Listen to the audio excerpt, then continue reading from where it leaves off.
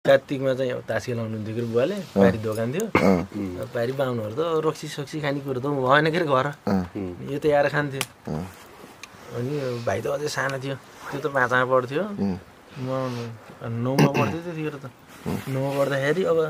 यहाँ त दोकान सोकान केही पनि थिएन क्या यहाँ हाम्रै अजीहरूको दोकान थियो त्यहाँ चाउचाउ मात्रै पाइन्थ्यो यो लोकल रक्सी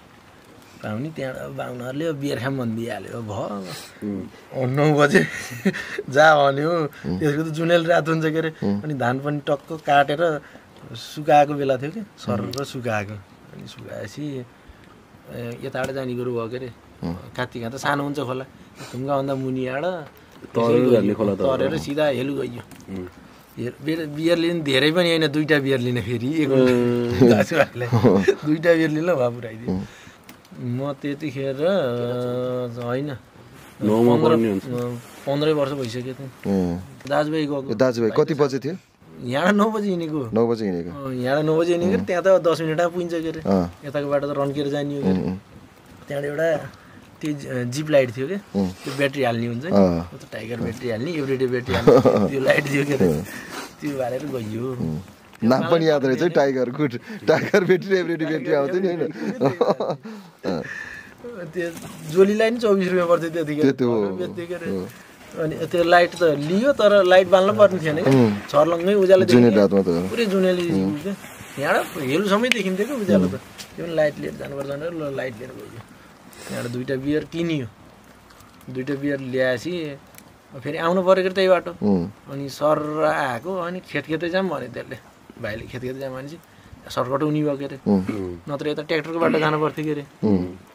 अनि सर्टकट बाटो ठ्याक्क आएको पुरै धान चाहिँ कुनियो कसैले पनि लाखाइन फेरि खरै क्या कसैले पनि लाखाइन त्यहाँबाट मान्छेले धान बोकेको छ जुनेल राता अनि यो 2टाले बोकेको छ क्या 2टाले बोकेको छ फेरि त्यो लङ्गुटी लाउँछ नि सेतो हो त्यस्तो के कछाड के यस्तो बाहुनहरू लाउँछ नि हो त्यस्तो लाछ माथि पनि सेतो छ अनि त्यति बेलासम्म त त्यो लाउँथेन होला कछाड लाउने चलन त गई हराइसकेको थियो होला नि हराउनु त होइन त्यति बेला लाउँथ्यो र त मान्छेले कछाड अझै पनि लाउँछ अझै पनि लाउँछ पुरै लाउँछ क्या यो त्यहाँ कालिका स्कुलको बाहुनहरू लाउँछ सेतो यहाँको त मैलो न मैलो लाउँछ त्यतिखेर त पुरै सेतो के एकदम सफा निट एन्ड क्लिन अरबिल लाउने भन्दा नि राम्रो कपडा लगाएको कि त्यस्तो भने त्यो लाछ फेरि माथि बिटा बोकेको छ धानको बिटा यसरी 1 कुन्टा मुठा बोकिन्छ नि त्यसरी बोकेको छ सानोले सानो बिटा बोकेको छ ठुलो ठुलो बिटा बोकेको छ बोकेपछि यत्रो बाहुनहरूले काम गर्दै रहेछन् भने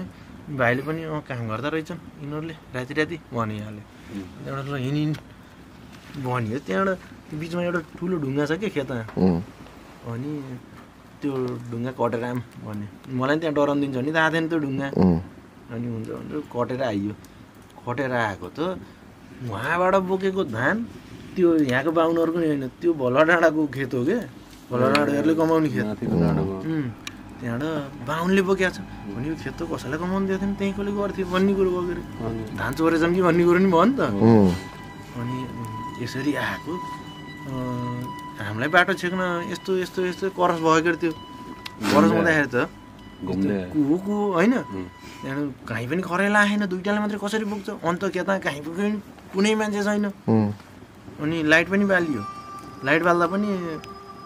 त्यो उज्यालोमा लाइट बाल्दा के काम फोको चाहिँ आनेन नानी चाहिँ ल पनि भयो भनेर अनि 2टा बियर त मैले बोकेको थिएँ त्यहाँबाट भाइलाई एउटा बियर दिएँ ल तैँले एउटा बियर समात मैले एउटा समात्छु अब यिनीहरूले बाटो काट्ने भयो पहिला त सानो थियो होइन अनि ठुलो मेरो हाइटको